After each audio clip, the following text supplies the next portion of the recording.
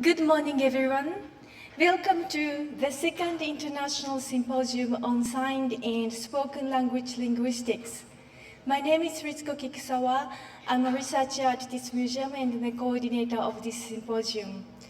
I'll be chairing the sessions today. First, the Deputy Director General of the National Museum of Ethnology, Professor Nobuhiro Kishigami, will deliver a welcome address.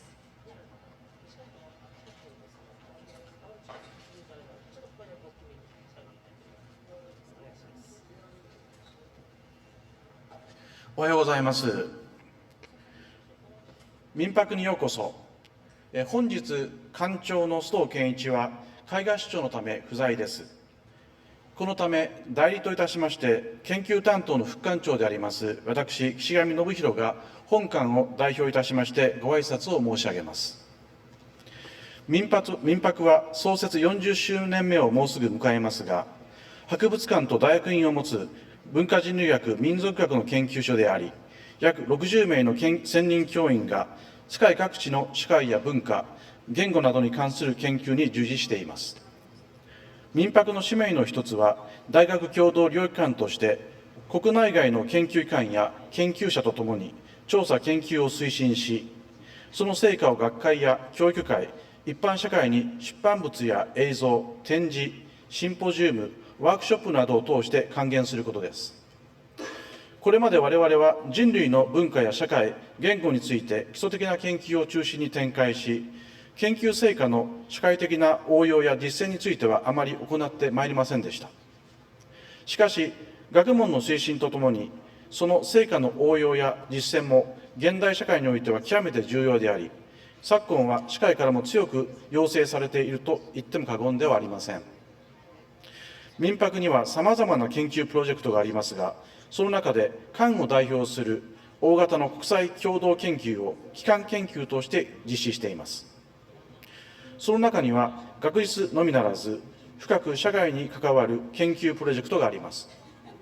私は本館の菊沢律子准教授を代表とする基幹研究プロジェクト、手話言語と音声言語の比較に基づく新しい言語間の創生は、その一つであると考えております。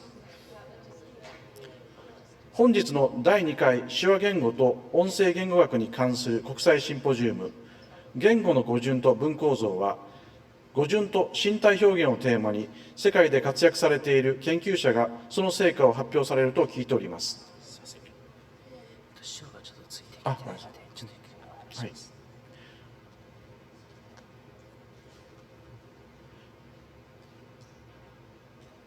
本シンポジウムが成功裏に終わり、実りある議論や成果に結びつくことを心から期待いたします。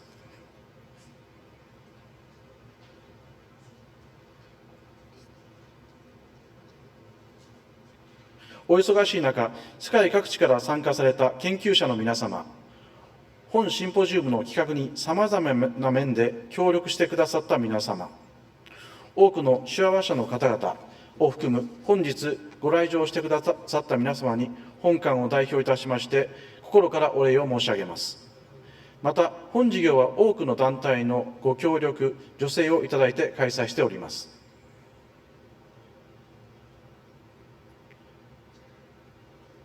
共催としましては筑波技術大学、協力といたしまして大阪芸術大学放送学科および大阪芸術大学テレビ事務室、協賛といたしまして、株式会社コングレ、講演としまして、日本言語学会、日本手話学会、社会福祉法人全国手話研究センター、日本手話研究所、一般財団法人全日本ろう話連盟、助成といたしましては、日本財団、ありがとうございました。なお、民泊では40年前の開館以来、世界でも珍しい言語展示を行ってまいりました。4年前のリニューアルでは、その言語展示に手話言語の展示が加わっております。本日お時間がございましたら、ぜひ、展示場の方にもお越しいただければ幸いです。それでは簡単でございますけれども、ご挨拶を終わらせていただきます。ご清聴ありがとうございました。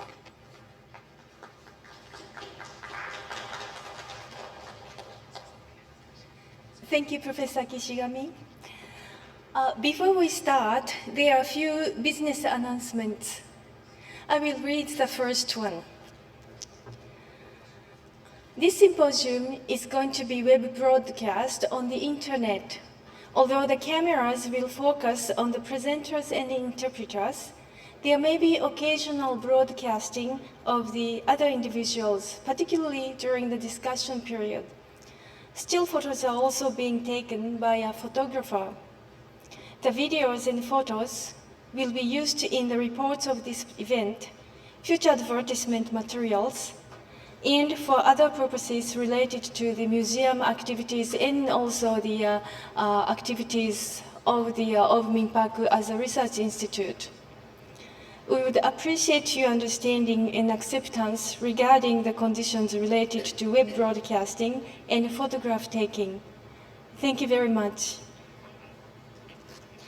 Second, I need to talk a little bit about temperature zones in this auditorium, because it is often the case that we get complaints, some people saying that it's too hot and some saying it's too cold. As you know, we are a museum and offer exhibits from all over the world. We are also offering climate zones from all over the world in this auditorium. So please choose what you would like to experience today, depending on how you feel. The front end of the auditorium is the coldest, and the back is the warmest. Third, questions and comments from the audience will be accepted either in written form, in English or Japanese, or in signed form. Selected questions and comments will be discussed during the discussion period at the end of this symposium. If you prefer submitting your comments or questions using a sign language, please go to the reception counter during the lunch break and then also the break right before the panel discussion, where we have video recording devices. The recorded comments will be transcribed by our staff. Fourth, we use a bell to inform people when the session is going to be resumed, and to make this signal also recognizable for deaf participants, we will use the blinking of lights. So please be assured that there is nothing wrong with our electric circuit, and that's intended to be that way. Okay, that's all for business announcements, and let's welcome now our first speaker, Professor Susan Fisher from the City University of New York and the National Museum of Ethnology will be talking about word order in sign languages. Professor Fisher, please.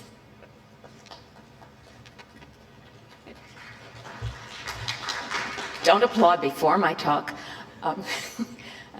Okay, just a little bit in Japanese. Fisher tomoimasu. Dozo yoroshiku onegai shimasu. Thank you for having me. So today I'm going to talk about word order in sign languages. And the first thing that we have to do, especially for those of you who are unfamiliar with sign languages, is to put them in context.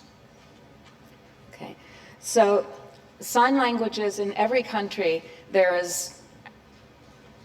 that has a sign language, it exists in contrast but also together with a spoken language. And the grammars of sign languages are different from those of their surrounding spoken languages, but they may be influenced by them. Sign languages take advantage of the medium of communication, that is the channel. In other words, and since the visual system is best suited to simultaneous information and the auditory system is more suited to linear information, what you get with sign languages is a lot of simultaneous information being conveyed.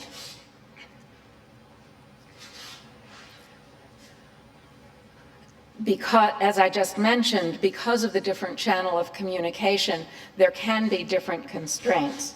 So another important thing to notice is that at least for established sign languages, where in cultures where there are schools, most users of sign languages are bilingual in the sign language and at least the written, if not spoken, language of the hearing community. Oops. 90% of deaf children have hearing parents, and until very recently, hearing parents did not learn to sign. So what happens is that the majority of deaf kids learn sign language from other deaf kids and not from their parents. Another very important thing to remark on is that until quite recently, sign languages have been very heavily stigmatized. There have been cases, for example, that I know of in both Japan and Taiwan, where hearing children have been taken from their deaf parents to be raised by their hearing grandparents because the powers that be did not want their children to be contaminated by sign language. Sign languages have their origins in gesture, many of them, but those gestures have been grammaticalized, and I'll probably give you some examples later. Excuse me.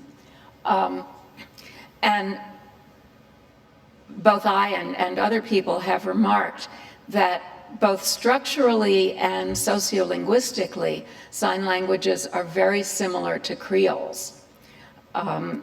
They often arise in just one or two generations, and whoops, I didn't mean to push that button. And excuse me, and there are some structural similarities, such as the use of suprasegmentals to convey syntactic information. What do sign languages all seem to have in common? They have verb agreement, even when the spoken language does not, and I'll be giving you some examples.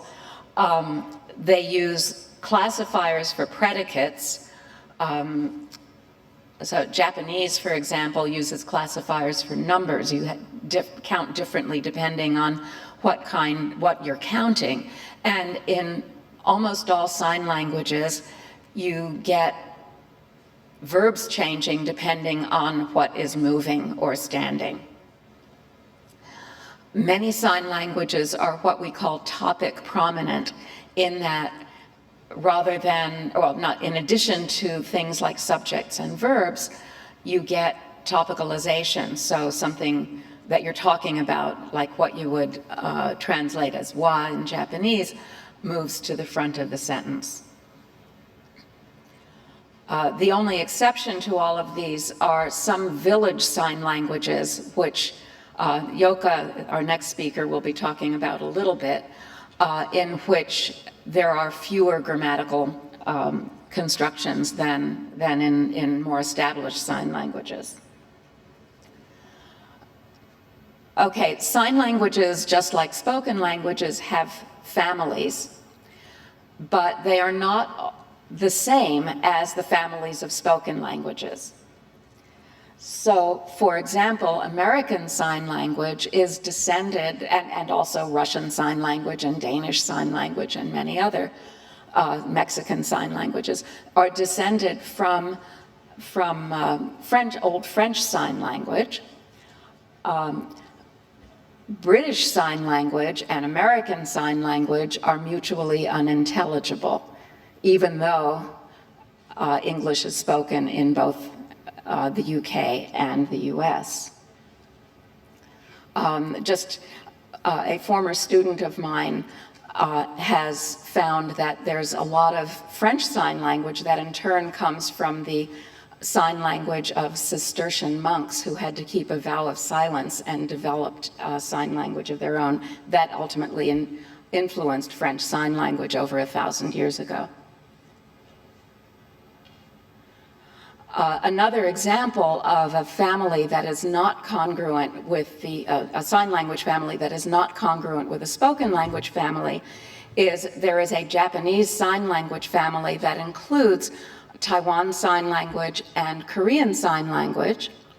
And of course, Chinese and Japanese are very different, but I can understand, knowing Japanese Sign Language, I can understand a lot of Taiwan Sign Language.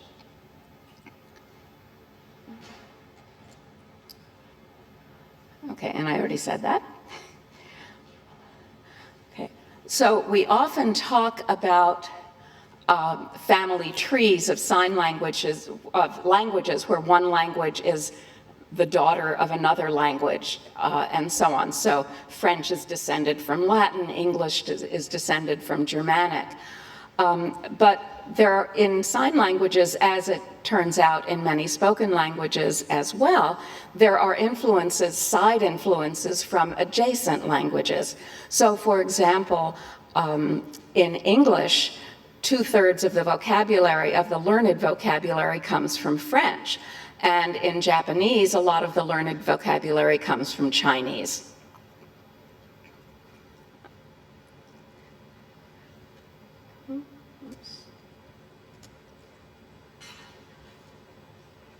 As I said that, okay. And similarly, because sign languages are adjacent to spoken languages, they often borrow from, usually not the spoken language, but the written language of the surrounding hearing community. Okay. And how that happens is that deaf children are often exposed to the written language when they go to school. Okay, and even when sign language is used in the schools, what you generally get is not, excuse me, not the real native sign language being used in the schools, but a signed form of the spoken language. So in Japanese, that's called Taiyoshua, and it matches the word from Japanese with the word from Japanese Sign Language, but that's not how Japanese Sign Language works in the real deaf community. Okay, and one of the reasons for this is that 90% of deaf children have hearing parents, and whoops, okay, and they learn the native sign language later in life when they are within a deaf community. Both fingerspelling and Chinese characters provide direct contact and an ability to borrow from the written language into the spoken language. Okay, so let's talk about word order in sign languages. Now, when you look at sign languages initially, it really looks as though the word order is quite free. Now, why might this be? One reason is that from a psycholinguistic point of view, it is more difficult to remember the order of things in a visual medium than in a spoken medium. But from a linguistic point of view, there are other elements that may compensate for the free word order, or another way of saying this is that certain other elements license the ability of things to move around in the sentence. Okay. And yet another way of saying this is that when you first look at sign languages, the order appears to be quite free, it's in part because you're not paying attention to some of the subtle signals that are going to tell you where things can move.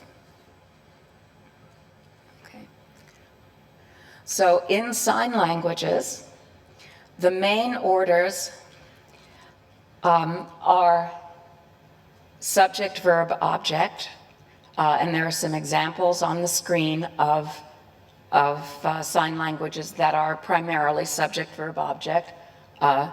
ASL, American Sign Language, which we call ASL, Brazilian Sign Language, and Hong Kong Sign Language. And then another main order is SOV, which includes German Sign Language, Nihonshuwa, Japanese Sign Language, and Italian Sign Language. Okay, and James Woodward told me recently that there are some different orders that you find in some Southeast Asian sign languages, and we need to learn more about those. Now, it's important to notice that even when two languages are historically related, they can be what we call typologically different. And what I mean by that is that, say, one language could be subject, object, verb, and another language in the same family could be subject, verb, object. We find that with, for example, English and German. But we also find it in sign languages with Taiwan Sign Language versus Japanese Sign Language. So notice up on the slide that, well, it's not up there actually, but Taiwan Sign Language is primarily subject, verb, object, and it is descended from Japanese Sign Language due to historical connections, and Japanese Sign Language is subject, object, verb. But if we just talk about subject, verb, object versus subject, object, verb, we're missing out on some important generalizations. We'll skip that.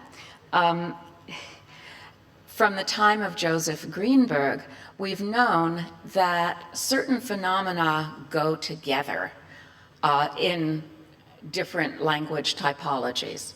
So, for example, if you have the object following the verb, so SVO, let's say, then you tend to have relative clauses follow the nouns that they modify. If, on the other hand, you have SOV, then relative clauses tend to precede the noun that they modify.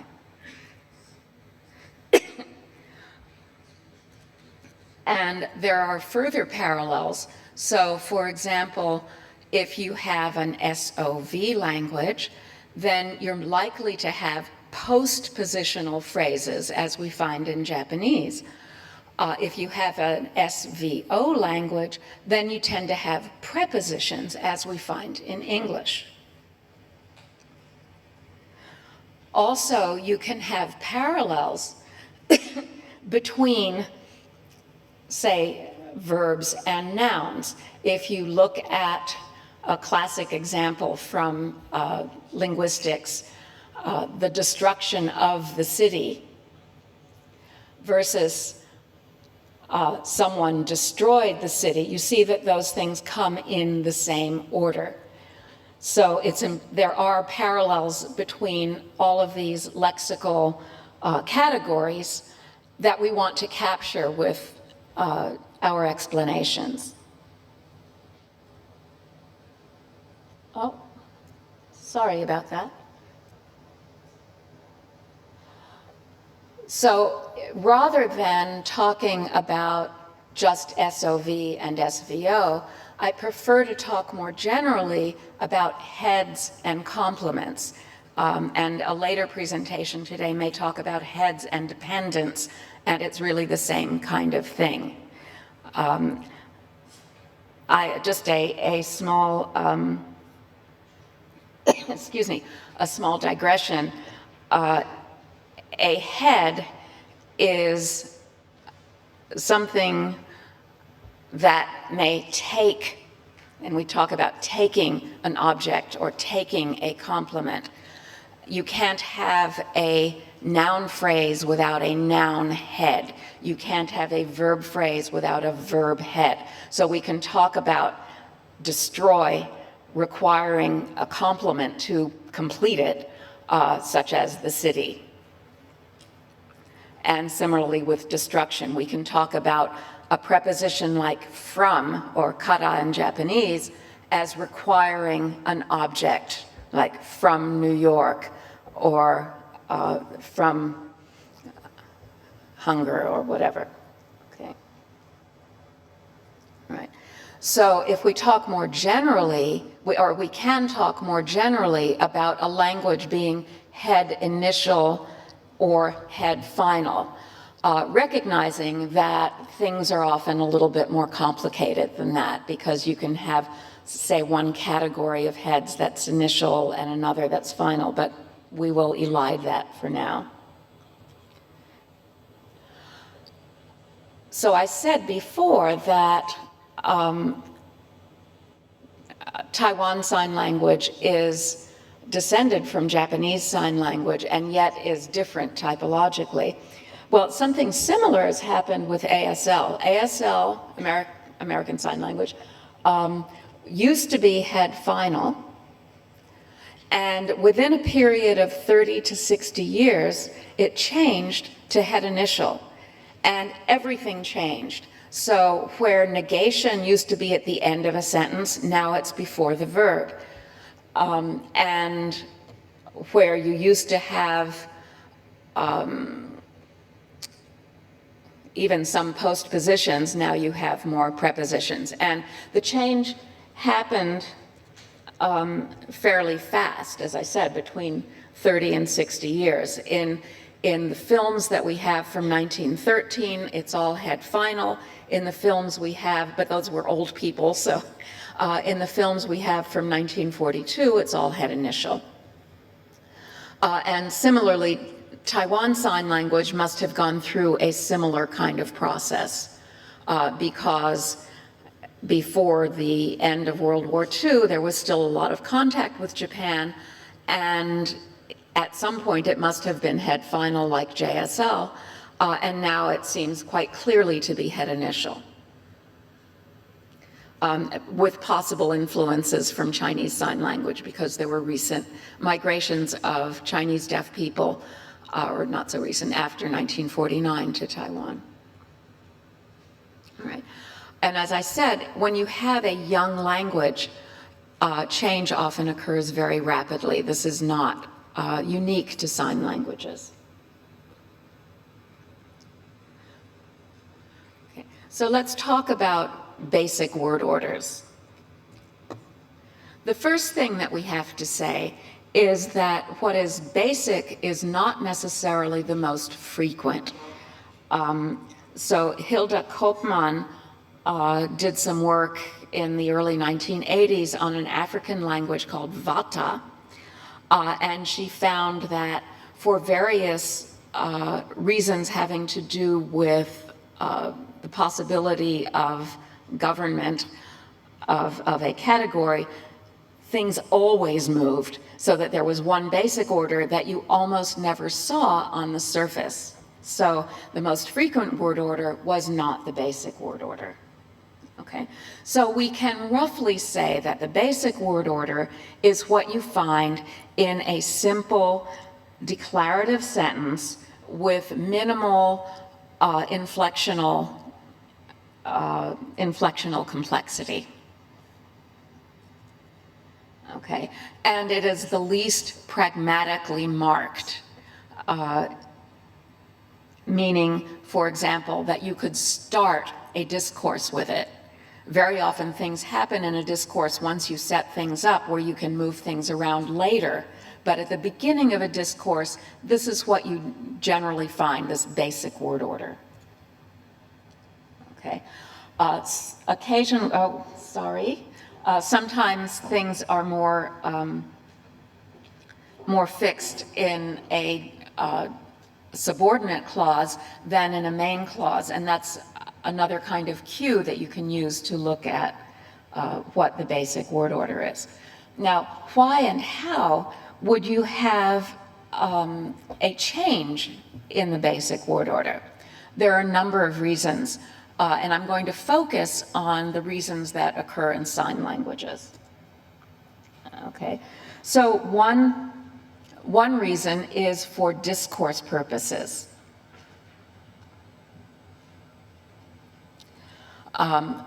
For example, you might have topicalization. Again, in Japanese, it's what you mark with wa usually.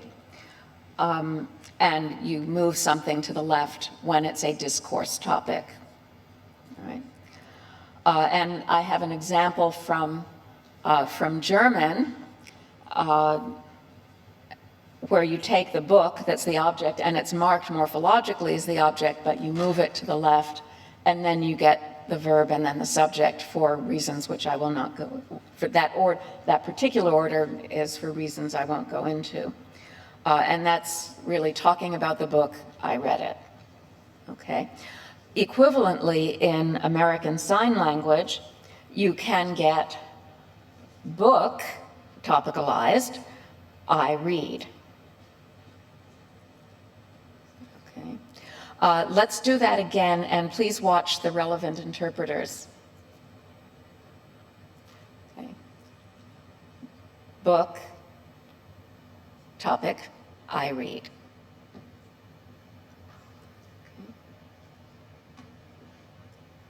Okay.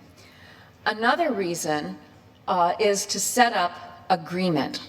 Okay. Verb agreement in sign languages works by setting up locations that go with the reference for the arguments and then moving the verb between them. This is an anaphoric process, so you have to set things up first, generally, before you can move between them. So this involves having the verb last. If you have two arguments, then the two arguments have to come first, and then the verb can show agreement. Okay. So an example would be, let's say if you're going to say, either the girl pushes the boy or the boy pushes the girl,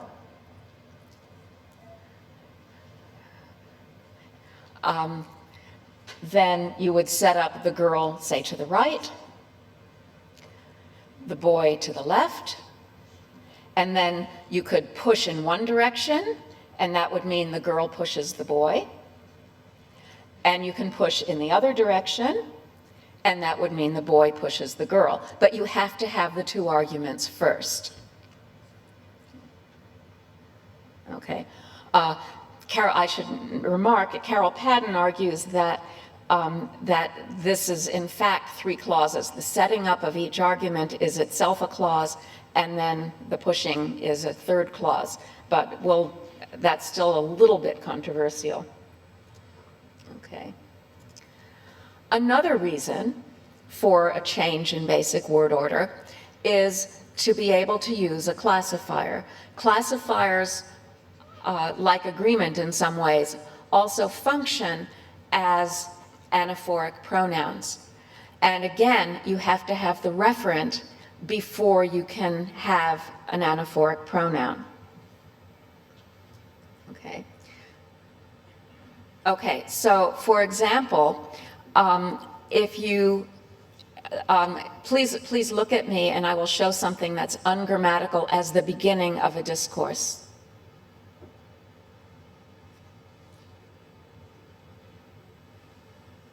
Again. Okay. Now that's actually a somewhat complicated verb, and it really means a bird sits on a wire, but it's using a general classifier for small animal that looks like this,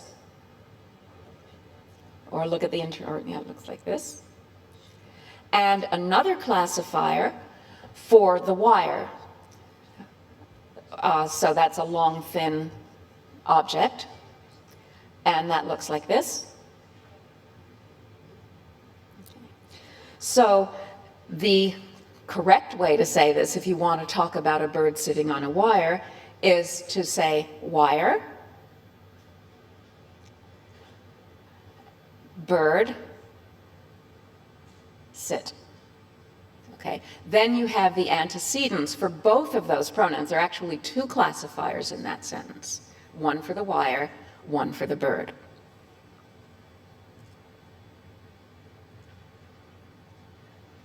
Another reason why you might have a change in word order is a notion of morphological heaviness. So one of the ways in which you show continuous aspect is by a kind of reduplication or repetition. Okay. Come on. Okay. So if you have a verb meaning to type or to keyboard, and you want to show type for a long time, we're fine, type for a long time, you cannot have that type sign in the middle of the sentence. It has to be at the end. So what you get instead is that type thing is too heavy, so it moves to the end of the sentence, leaving behind sometimes an extra uninflected verb type, and creating what we call a verb sandwich.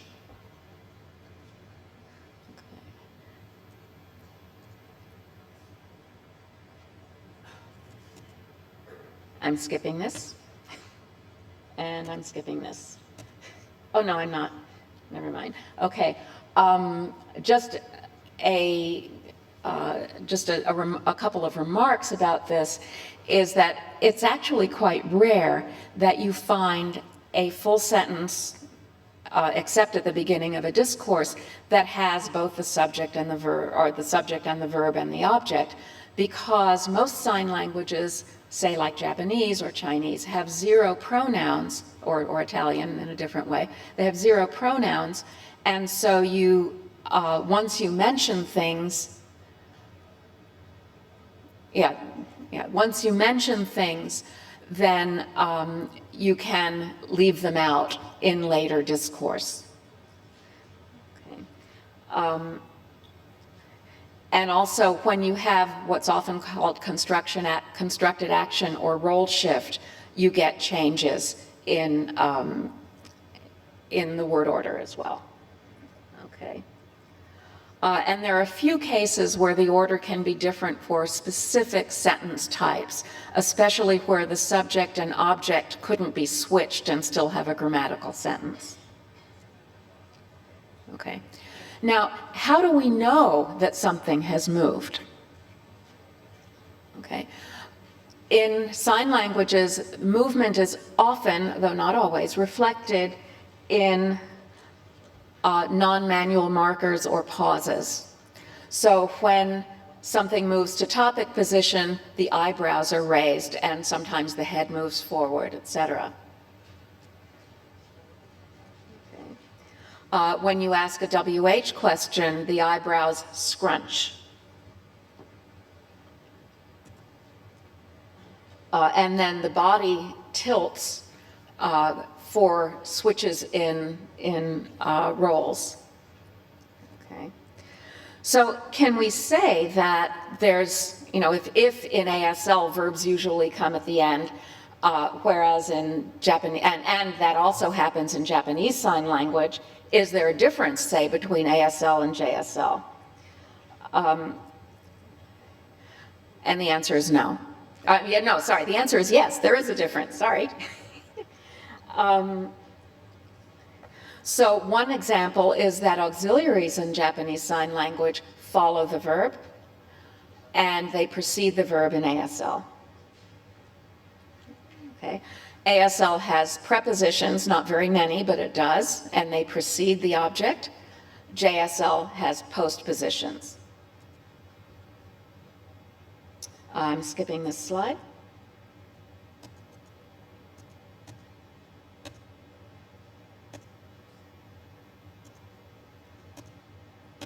Okay, why isn't it? Okay. If you have a question, you can ask. Now, suppose you want to ask somebody, what color do you like? in ASL, you can combine the WH with color and make it like what color, WH color. And you can have it in both orders. You can have you like what color. I'll show you. But notice the squunch all the way through.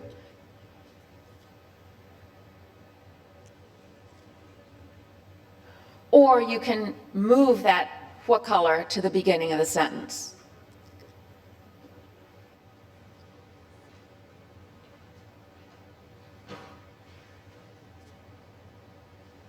Okay. Now, here's something you can't do in ASL. You can't separate just the hua from the color. Okay? So here's what you can't do in ASL. Please watch me.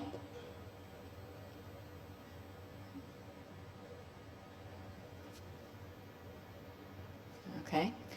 But in JSL, you can do the opposite with the hua at the end. So let's look at this. Okay. That's the transcription. And then, oops, oh, come on back here. Get back, get back.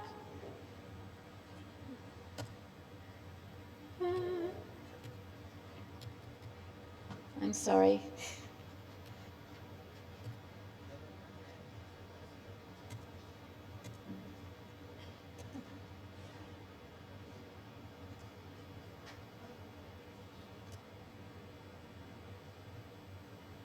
Okay, you see that? All right. All right, that is totally impossible in ASL, okay? And I believe firmly that you get that in JSL because it is head final, whereas in ASL it's head initial. Okay, another example is in sentential complements. In ASL, they are after the main verb. That's things like, well, I'll give you an example. And in JSL, the complement is before the verb. So the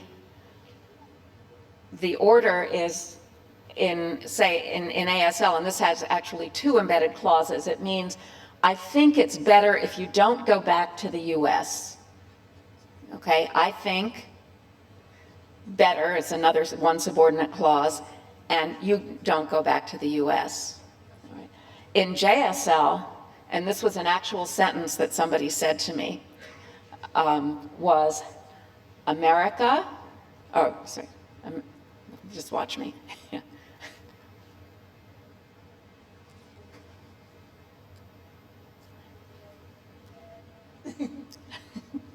Okay, so there, all of the sentences precede, all the sentence complements precede their verbs. Okay. Now, I'm going to talk a little bit about what I talked about the other day, for some of you weren't here. Getting good data on word order is not easy. Okay. Because the language is stigmatized, you often get deaf people trying to protect their language by not letting outsiders in. And what you end up with sometimes is a signed version of the spoken language rather than the real sign language, because they are the deaf people are cherishing it and protecting it. And you can't really blame them because deaf people have been oppressed for so long. So you need to choose consultants wisely if you have a choice. Not all native signers make good consultants, and some sign language teachers are very prescriptive and more restrictive than the language actually is. And you need somebody with some meta-linguistic capabilities so that they can think about how to sign something rather than just what the content is. Sometimes a consultant can be trained, but if you can get people who like to act and perform, that makes it more fun for everybody, and they're used to thinking about form versus content. Okay. You need to gain trust in order to be accepted in the community. And since the sign language is one of the markers of the community, the best way to know, both know that you're getting good data and to get good data and to access community is to learn the language. Okay, it gives you credibility, and it lets you know if you are getting good data once you know the language pretty well. And you can't just fly in on a helicopter, gather data for one day, and then go home. It doesn't work that way. You have to give it time, okay? And even if people who know the language are bilingual, if you translate from the spoken language, since it is a stigmatized language, you're likely to get something closer to the spoken language than to the actual sign language. It will be influenced. And furthermore, sometimes if deaf people are not totally bilingual, they will totally misinterpret or misunderstand what you're asking, and you will get data that's just totally different from what you think you're getting. Okay, and I already said that.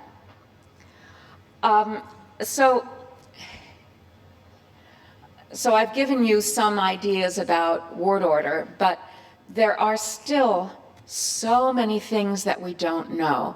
And I'm hoping that those of you in the audience who are linguists, and obviously you're interested in sign language because you're here, I hope you will go out and ask some of the questions that, that we don't necessarily have time for.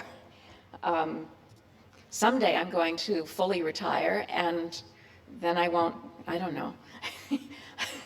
I won't be looking at sign languages in great detail, but we need to know more about subordination. I gave you a couple of examples, but we need to know more. But don't do subordination until you're sure how just regular single clauses work. Okay? I'd like to know more about embedded questions. I sort of know how they work in ASL, don't know exactly how they work in JSL. So there's lots of dissertation material here. Add positions is a general term for preposition or postposition, depending on the language. We need to know more about those. We know that I know that in ASL, there are a few real prepositions. One of them is the sign with, looks like this. Sorry, Mark. Okay. And another is the sign since, that looks like this. Okay. There aren't that many true prepositions. A lot of the things that would be prepositions in a spoken language become verbs in a sign language. All right. I'd like to know how negation works. And in fact, generally, I'd like to know more about how things that aren't real are expressed in a language. So, for example, hypotheticals and conditionals. I mean, we know sort of how certain kinds of conditionals work in ASL. I believe that many of the same non-manual behaviors that indicate conditionals in ASL also work for JSL, but I'm not sure, and we need to know more about that. That's a really interesting topic for research. Okay. I'd like to know more about discourse constraints. How can you start a discourse? How often do you have to mention the topic again? The structure of stories, we need to know more about that. And I'm actually done. So I want to thank you for your attention, and most important, I want to thank Kikusawa Sensei for helping to organize this. I'd like to thank the Nippon Foundation and the other organizations that were named at the beginning of this session for their support. And I really want to thank the consultants and native signers who have helped me so much in my work and helped all sign language researchers, deaf and hearing, in their work. Because without them, we wouldn't have any research agenda, and we wouldn't have jobs, probably. So that's a selfish reason, but the deaf community has given so much to sign language research, and they deserve to be thanked. So I thank them, and I thank you.